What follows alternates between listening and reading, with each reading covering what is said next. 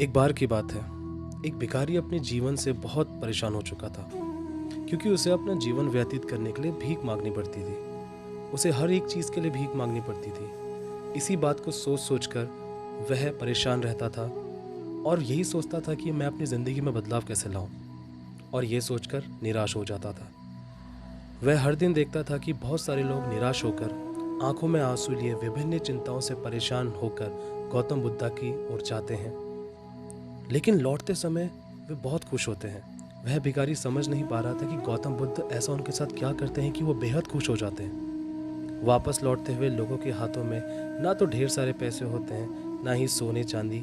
तो फिर ऐसा क्या होता है कि बुद्ध के पास से लौटते वक्त वह इतना खुश रहते हैं? यह सब सोचकर भिखारी ने निर्णय लिया कि वह महात्मा बुद्धा के पास जाएगा और देखेगा कि वहाँ ऐसा क्या हो रहा है कि दुखी लोग उनके पास जाकर खुश हो जाते हैं। वह बुद्ध से मिलने के लिए चल पड़ा।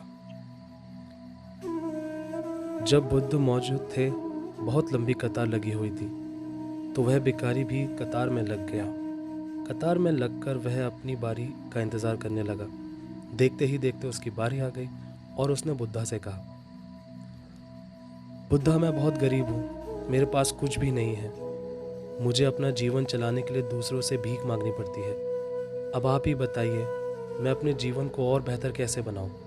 यह सब सुनकर बुद्धा ने कहा, नहीं, तुम गरीब नहीं हो। तुम्हें ऐसा लगता है क्योंकि आज तक तुमने किसी के लिए कुछ भी नहीं किया और ना ही कभी किसी को दान दिया, ना ही तुमने दूसरों के लिए कुछ किया।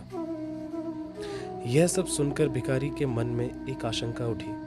अपनी आशंका को दूर करने के लिए भिखारी ने पूछा, मैं तो एक भिखारी हूँ, मैं लोगों को दान कैसे दे सकता हूँ और कैसे लोगों की सहायता कर सकता हूँ? मुझे तो खुद अपना जीवन चलाने के लिए दूसरों से भीख मांगना पड़ता है। यह सब सुनकर गौतम बुद्धा थोड़ी देर चुप रहे और फिर उन्होंने कहा, तुम्हारे पास हाथ है जिससे तुम लोगों की सेवा में लगा सकते हो और दूसरों का भला कर सकते हो, और तुम्हारे पास मुंह है जिससे तुम लोगों से अच्छी अच्छी बातें कर सकते हो, दूसरों का हौसला बढ़ा सकते हो। यह सब करके तुम दूसरों की सहायता कर सकते हो। ज़रूरी नहीं कि दान सिर्फ पैसों का किया जाए। हम चाहे तो शिक्षा का भी दान कर सकते हैं, चाहे तो अन्न का भी दान कर सकते हैं। ऊपर वाले ने अगर किसी को अच्छा शरीर दिया है तो वह गरीब नहीं है, बस वह दिमाग से गरीब है। उसे इस विचार से हटकर दूसरों की सेवा में लगाना चाहिए। बुद्ध की यह सब बातें सुनकर वह भिखारी बहुत ज़्यादा खुश हो गया और अब उसका मन संतुष्ट था। तो इस कहानी से हमें क्या सीख मिलती है? हम सब बस इस बात की चिंता में समय बर्बाद करते हैं कि हम गरीब हैं, लेकिन यह सत्य नहीं है।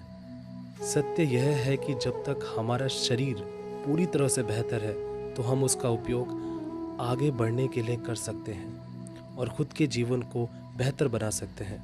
और इसके अलावा हमें इस कहानी से यह भी सीख मिलती है कि दान सिर्फ धन का नहीं, शिक्षा, भोजन, अच्छे विचार आदि का भी किया जाना ज़रूरी है।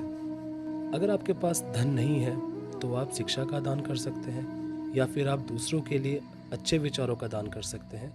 इससे समाज बेहतर होता है।